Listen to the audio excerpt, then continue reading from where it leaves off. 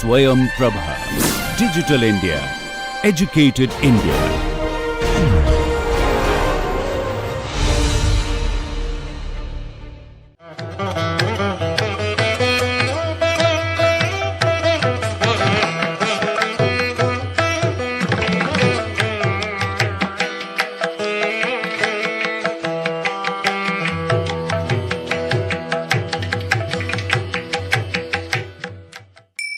Then we move on to the Gati in terrible sentiment.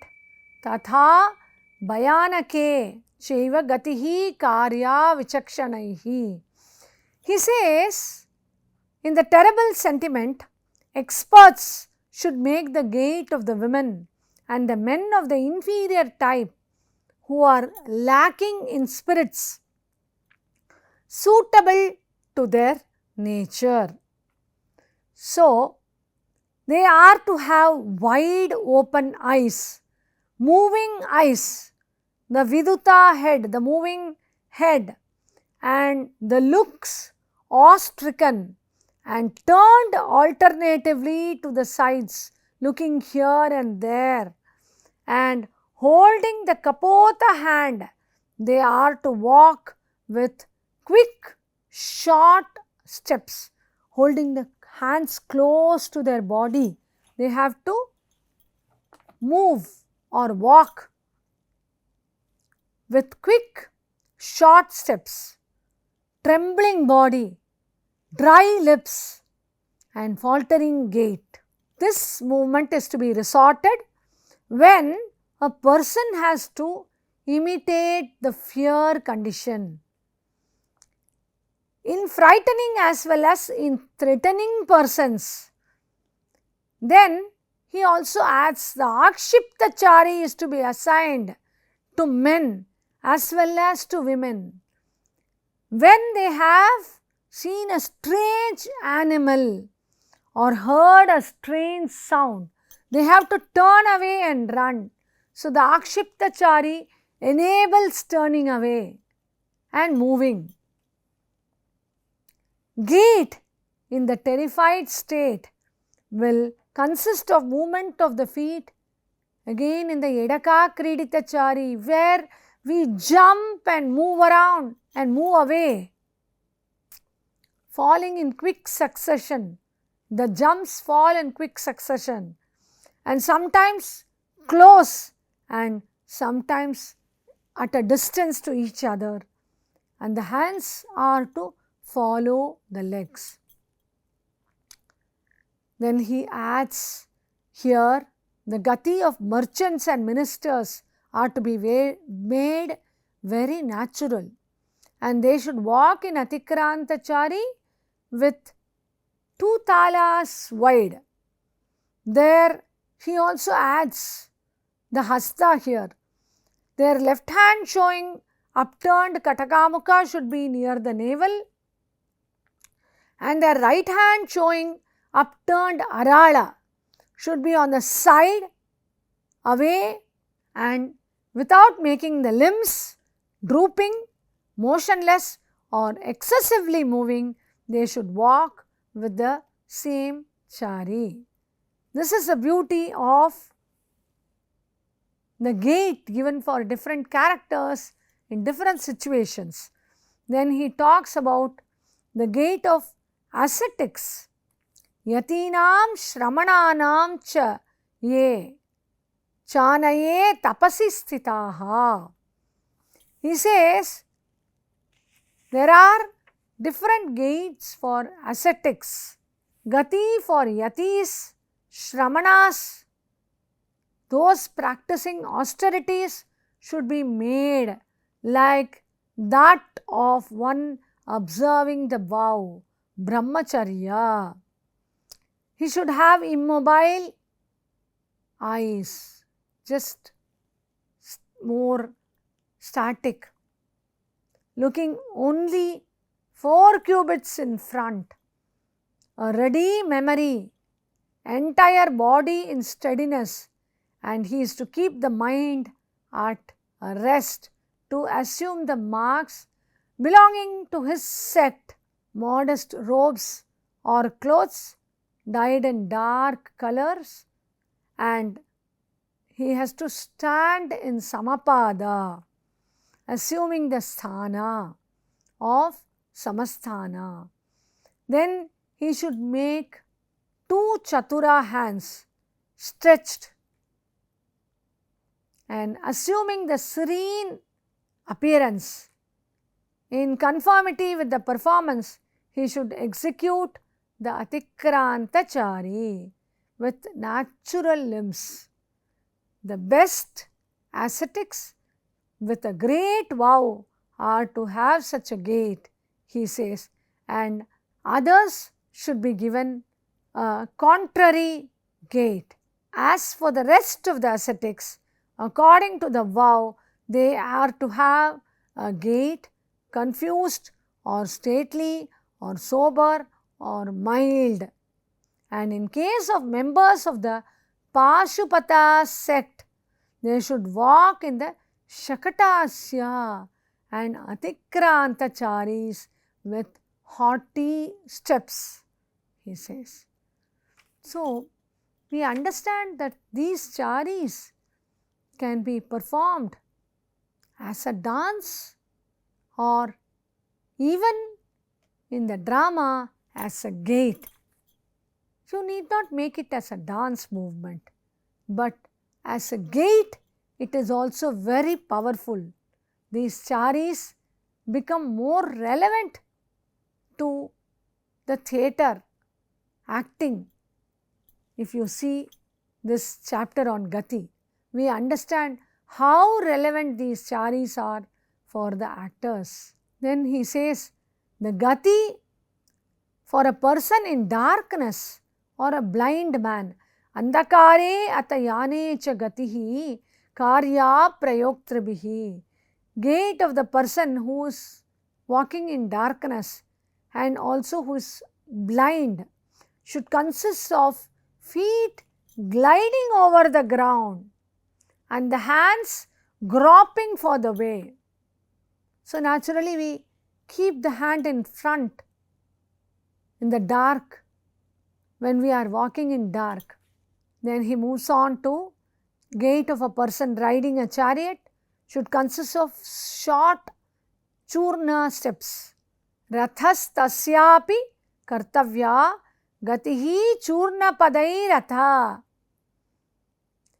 Then he says, from the Samapada sthana, he is to make an imitation of being carried in a chariot with one hand taken up with a bow and with the other holding the pole of the chariot, and his charioteer has to remain busy with the whip and the reins, and with varied draught animals should be represented according to their distinctive classes, and with a quick and simple steps he is to enter the stage, and gait of one in the celestial car, the Vimana, should be made like that of one riding on a chariot. One who is about to mount these vehicles is to move his body up, raise the body with the face looking up and with the motion contrary to the one who is making a descent from the chariot. How clear he is, see. Raising to the chariot, onto the chariot is different from getting down from the chariot. These are to be very clearly picturized. Gait moving in the sky. Adho avalokanais chaiva mandala vartanena cha. So, gait of the character moving through the sky is to include aerial charis and of course looking downwards, and one has to move from the Samapada sthana with short steps. Akasha gamane. So, in Akasha gamana, gait for descending from the sky is also to be taken care of. This gait is to consist of steps straight and wide, or high and low, or irregular and roundabout. So these are the varieties he gives. The gait of a person falling from the sky is to include the apavidya arms. Apavidya is the arms thrown away and scattered ends of the cloths and the eyes set on the ground. When he is coming down from the sky, when he is dropping down from the sky, looks are to be more down onto the ground. And the same thing, next he moves on to gait in ascending the high place, ascending and descending. If there is a necessity of ascending stairs in a palace, or ascending a tree or a hill or any other high object, or descending from there, or getting down into a river, or lowering down, lowering region, the person should move the feet in atikrantachari for ascending, and with the body held up, he should put forward his steps on the stairs, raise the steps up as in atikranta. And of course, in descending from the same height, he should bend his body slightly down, and the foot should be in atikranta and bent down as anchita. So the step will be the same, but it will come down. But while raising, the step will be raised up. These are the intricate details given by Bharata here. He also adds, the gait suitable for ascending a palace should be applied for climbing the hills. But in climbing the hills, the legs can be thrown up, and climbing the trees should be represented by atikranta, suchi, apakranta, parshvakranta, etc., he says.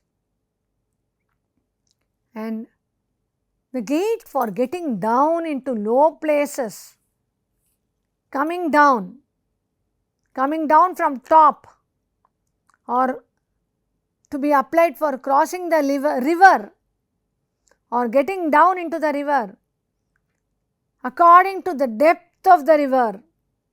In the shallow water, with the tucking up of one's clothes, and in the deep water, with throwing out the hands to move with the fore part of one's body slightly bent.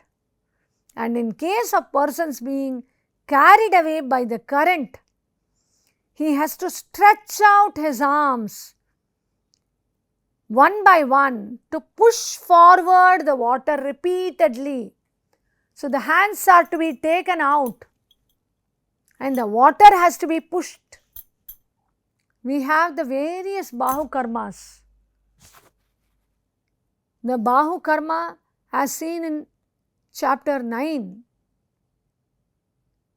we have Tiryak, Urdvagatam, Adhomukha, Avidya, Apavidya, Mandala, where the hands are stretched out, brought inside, rotated. All these can be used here for showing the gait in the water. So he says the movements, all the limbs of the body should be busily engaged. This should be shown in action. Then he talks about gati in travelling by boat. Gait of the person travelling by a boat should be made up of quick steps.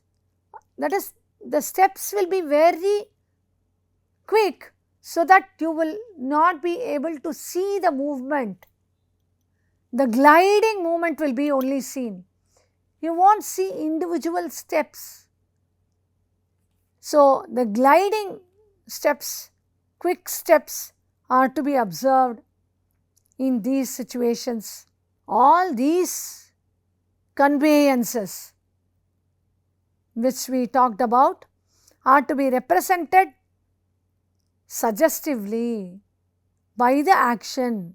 Here Bharata says it is to be shown suggestively, like you are representing an elephant, you are to show the elephant suggestively, or if you are an actor, you should sit on the elephant suggestively, and if you are sitting on the horse, you have to drive the horse suggestively. You can't make a person bend down and you can't sit on top of him and move. Maybe he can also suggestively represent a horse. For this he says, he gives a reply. Will the actors die on the stage when the character has to be represented as dying? No.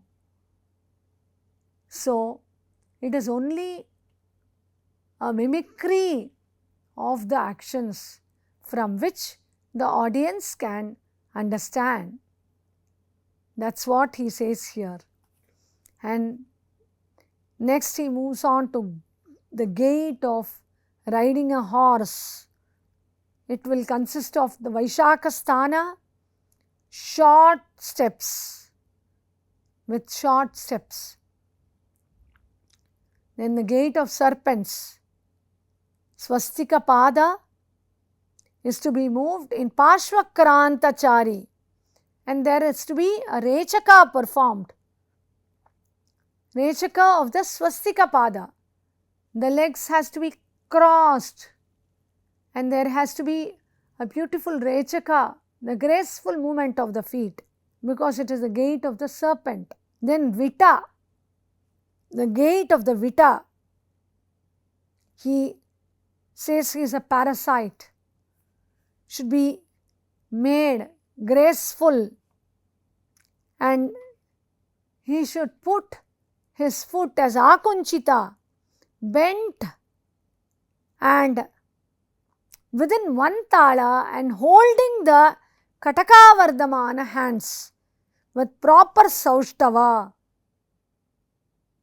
He says the hastas are also mentioned here, and various characters like a Kanchuki. Kanchuki is an old person who is in the palace, takes care of the Nayikas, the heroines. Kanchuki, armor bearer, should be made suitable to his particular age. He is little older person. When he is not so old, his gait should be normal, with the feet raised half a tala high and simple steps. He should walk carrying his limbs like one who is treading upon the mud. But in case of an old person, he should walk with trembling body and raise the feet slowly, and with every step he has to take a breath and then move, because he is old, no? So we have to show that in his gati. Then Bharata talks about gati of Krisha, that is the emaciated person, Vyadhi, sick person, and Shranta, Tapashranta, the fatigued person. So he says gati, the gait of the emaciated person, should consist of slow steps, and in case of an overpowering illness or of fatigue due to austerities, a person is to walk with lean and depressed belly, feeble voice, lusterless eyes, slow movement of the hands and feet, tremor and affliction of the limbs, and with every step he is to emit the breath. So this is a very slow walk for the emaciated persons and the persons who are having fever, vyadhi, sickness, and tapashranta, the austerities, who have done their austerities. Then he moves on to describe the gait of a person walking a long distance. Dura adhvanam. Gait of a person walking a long distance is to consist of slow steps, narrowing of limbs, and rubbing of the knees. Next, he talks about the gait of a corpulent person. Sthulasyapi tu kartavya gatihi deha anukarshini.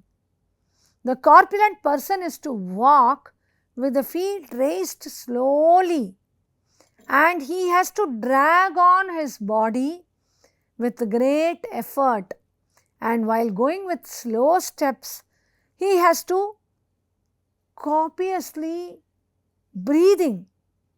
He will be breathing, want of breath, and to be covered with perspiration due to fatigue, and his steps should be very short. So he will be having his feet closer to the other and walking slowly. And moving on to the gait of intoxicated person, he says, Vama dakshina padabhyam gurnamana upasarpanaihi. So this is what we saw in the Chari chapter, in the Chari called Mattalli and Samotsarita Mattalli. Here he says, the gait of the person with light and medium intoxication will be reeling, and the feet will cross Vama Dakshina Padabhyam, both the feet, Vama and Dakshina, left and right, Gurnamana, they will rotate or they will be whirling around. And gait of the person heavily intoxicated will consist of unsteady feet, reclining body, and staggering steps. Then he talks about the gait of a lunatic person. Bharata says, Bahuchari samayukta loka anukaranashraya ruksha sputita keshascha. So, the person who will be performing as a lunatic will consist of irregular steps, many charis, and imitation of many steps. He has unpolished and dishevelled hair, body covered with dust.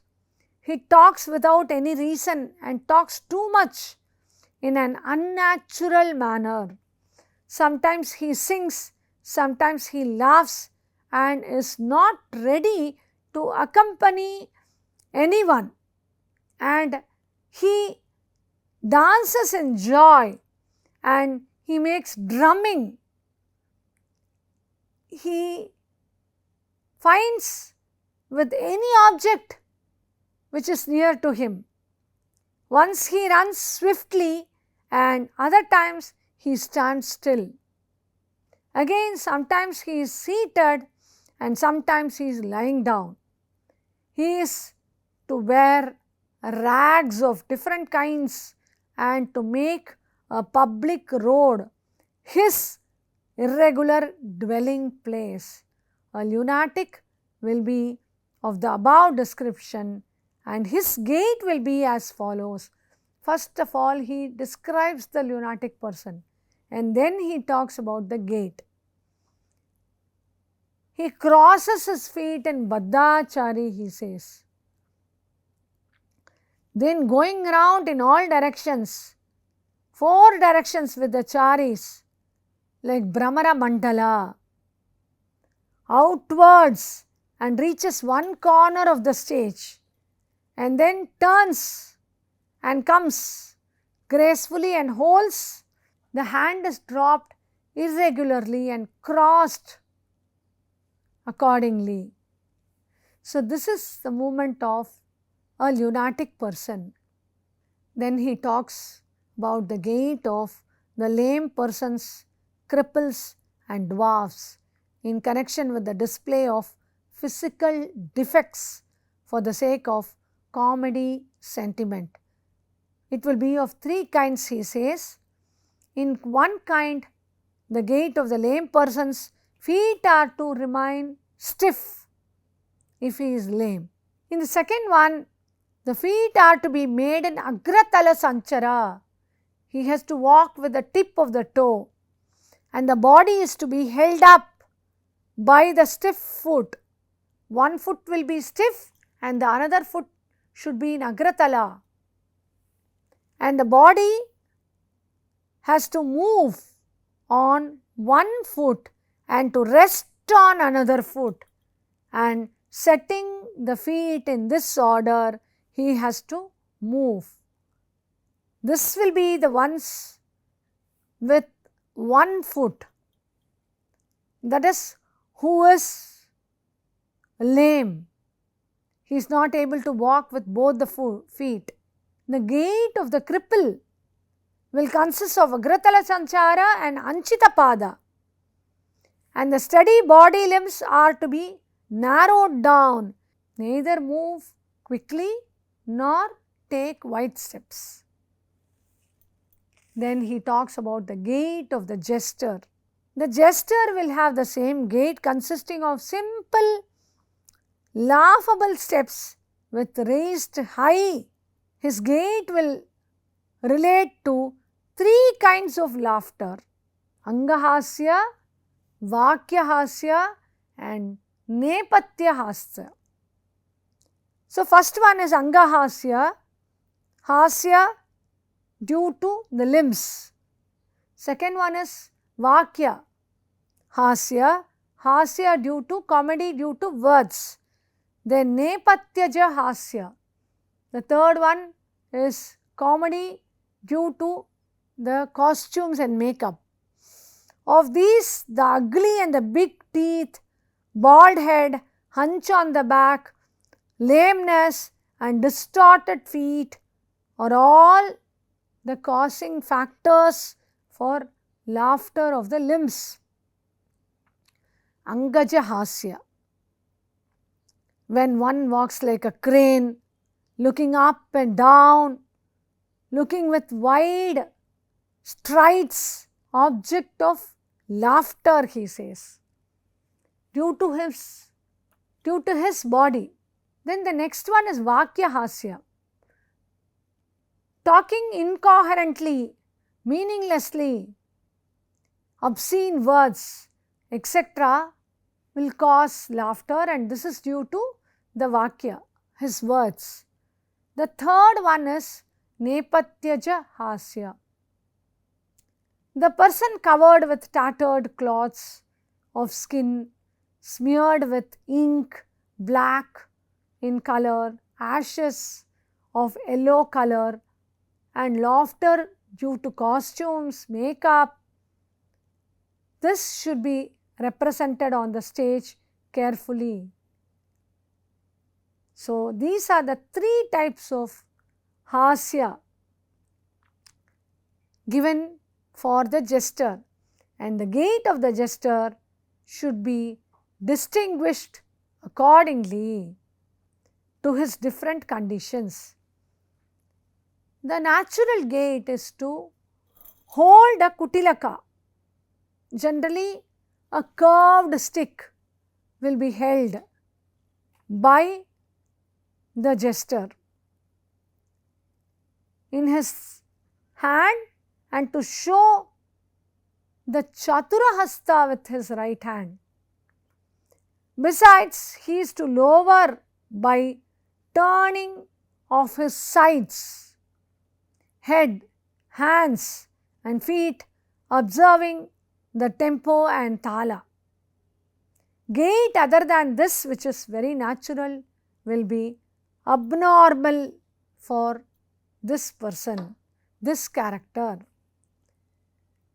His gait on having some food which was difficult to get will also be seen. So he is wandering for food. All these will make the audience laugh. So these gaits can be followed by a gesture, he says. Then the gait of a servant. The gait to be represented, the walking of the servant of lower order, of other persons of inferior type, should be similar to the walking of the servant, how one of their sides of head of a foot is to be lowered and their eyes are to move to different objects. This is the walk of a servant or an inferior type of person. Then the walk of a shakara. Shakara will consist of proud but ordinary steps, and while walking he will touch his clothes and ornaments and often look at them, and due to an unnatural motion of his garlands and suspended parts of his clothes are to flutter here and there. See, these are all characters who are of Nicha characters, Nicha patras. So it should be little clumsy when they walk or when they move. It need not be more matured or more dignified. Shakara, Vita, Cheta, all these characters are seen in many dramas. They have their hierarchy in that, the names. Then again, Nicheshu, who are born inferior, the persons who have inferior birth, they walk with eyes looking around, protecting their limbs from the contact of other people due to low class of society where they are born. They have that inferiority complex. So they protect, they try to hold their limbs and move. Then the gait of the Mlecha, they are also tribal people. Gait and movements of the men of different tribes such as Pulindas and Shabaras should be made according to their land. Then he moves on to the gait of birds, Pakshinam, the gait of the birds. Breast of prey and other animals is to be made accordingly to the character natural to them, how they move about accordingly. So we have here, he has not elaborated the gait of birds, but in Karna chapter he has elaborated the gait of many birds. Garuda Plutakam, then we have Gridra Valinakam, then we have the movements on air, how it has to be, the Mayura Lalitam, peacock. And again coming to animals, there are many Karanas which talk about the movement of animals like Gajakriditakam, then we have Vrishabakriditam, Simhavikriditam, Simhakarshitam, Sarpitam, serpent, and like this there are Mrigaplutakam, So there are many animals, and here next he talks about gati of animals. Of course, in this gati chapter he has given very little about these, as he has explained it in Karana chapter. Gait of lions, bears and monkeys are to be assumed properly, accordingly, he says. He says these gaits can be performed, more animal gaits, with the Alidasthana, resting the hand on the knee and looking all around. They have to walk with the feet raised 5 talas and stretched 5 talas like in Alida. Niyuddha samaye, during the yuddha time, the gait should be applied of the gait of the lion and other animals entering on the stage should be shown during the battle time. We have the horse, we have chariot, we have elephants coming. All these animals can be shown during the battle scene. And rest of the animals, accordingly the sthanas can be used, he says. And thus different gaits are to be used by the actors accordingly, as described in the earlier shlokas. And here he talks about the gati of the female. As I told you earlier, gati of women are given here in this chapter. Atah param pravakshyami strinam gati vicheshtitam strinam sthanani karyani gatishvabhashaneshu cha. In the gati and in bhashana, in speaking. Ayatam cha avahittam cha ashvakrantam athapi cha. It is ayatam, avahittam and ashvakrantam. Then he explains the 3 gatis called ayatam, avahittam and ashvakrantam. In ayata, the right foot will be sama and the left foot will be in trayashra. So this has to be used for invocation, dismissal, observing, thinking, dissimulation, appearing on the stage, scattering the flowers, anger due to jealousy, twisting the forefingers, prohibition, pride, all these elements, silence, etc. he says. Then he talks about avahitta sthana. The left foot will be in sama and the right foot will be in trayashra. And here the left waist will be raised up. Again, the uses for this, natural uses such as conversation, determination, satisfaction, representing anxiety, amorousness, grace, of course in erotic sentiment, because the hand is kept on the waist, right? So these are the uses for avahitta sthana. Then the third sthana is ashvakranta. The sthana in which one foot is raised and the other is resting on its forepart and ready for suchi or aviddachari, and this is called ashvakranta.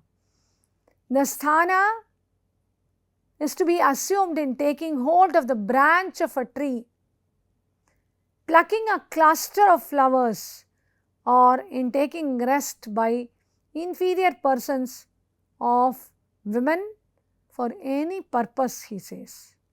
This sthana will be maintained by the dancer till the movement begins. They will stand with one leg on toes. For standing in a sthana, after the gati, or the chari is over, this can be done. And thus he gives the 3 sthanas for women. Now he moves on to some of the gait of a passionate woman. Pramada, he says, such a gait of a pramada, the avahitta sthana, and the left hand pointing downwards, right hand with katakamukha gesture placed on the navel, the right foot raised gracefully up, one tala, and thrown on the left one, and simultaneously with that, the left hand with the lata gesture placed on the navel and the right side bent, placing the right hand on the hip and the udveshtita movement of the left hand, then the left foot put forward and the right hand with the lata gestures are to be performed. See, the udveshtita is a hastakarana, lata is a nritta hasta. So there are nritta hastas and hastakaranas to be used in this posture with a beautiful movement of the leg or the feet as mentioned here. The rules for going about on the stage are prescribed for men and women, he says. Then he moves on to the gati of young women. The steps of young women should not be made of 6 or 8 kalas. It will be very graceful, he says. Then the gait of aged woman, how the aged women have to walk. They have to take the avahitta sthana and putting the hand on the waist, they have to walk, neither relaxed nor stiff. Then the gait of handmaids, preshyanam, should be made distracted. They are to walk with slightly raised body and flourishing arms. They have to try to distract people. Gait of a half woman, ardhanari, admixture of a men and women, will consist of a stately but graceful movement. Then he talks about the gait of the children. The gait of the children will be according to the will, according to their own will, and there will be no saushtava in that. Then we have the gait of the napumsaka, the third type of persons, in whose case women's gait to the exclusion of their partial male character should be applied. Then the gait and change of role, in case the role played by men, women and the napumsakas should be represented by the other part of the persons, right, male taking the female character, etc. It should be accordingly, he says. And the gait of persons in disguise, deception, the women should assume the role of a man or the man assuming the role of the women. They should do accordingly based on the intelligence. We have seen so many characters taking, not the man playing the role of the women. In the drama, if he is a man, he takes the role of the women and comes in disguise. Like we have Arjuna in Mahabharata as Brihannala, the same thing. So accordingly, to play the role of the woman, they have to wear clothes and they have to move accordingly to the gait of the lady. Then the gait of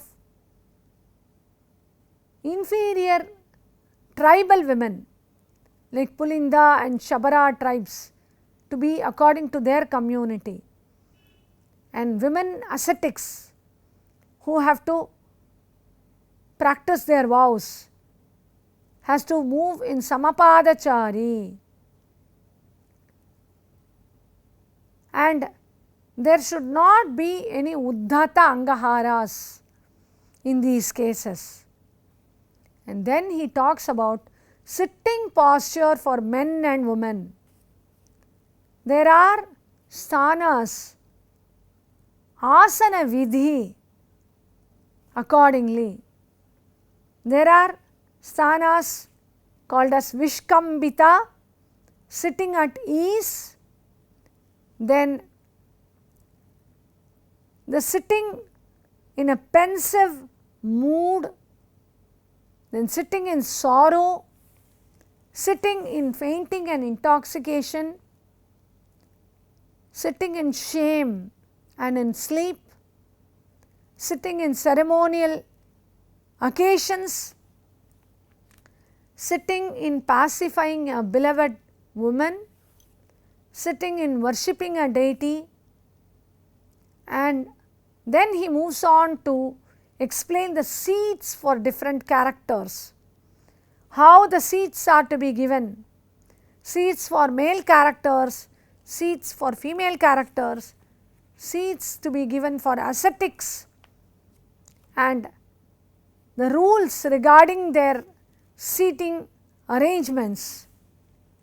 And then there are Shayana sthanas given, lying down postures, which are again as Akunchita, Sama, Prasarita, Vivartita, Udvahita and Nata,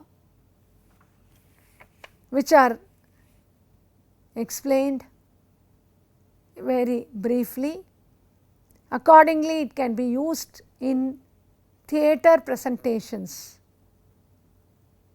So, we have seen these types of lying down, Shayana sthanas, then Upavishta sthanas, and of course, the chapter is Gati Prachara, and thus the rule of gait and movements has been given by Bharata, and he says, now thereafter I will start telling you about the zonal divisions. So, the next chapter talks about the zonal divisions, especially the Kakshya Vibhaga, the Pravritti and the Dharmi related elements. So, with this we complete 13th chapter. Namaste.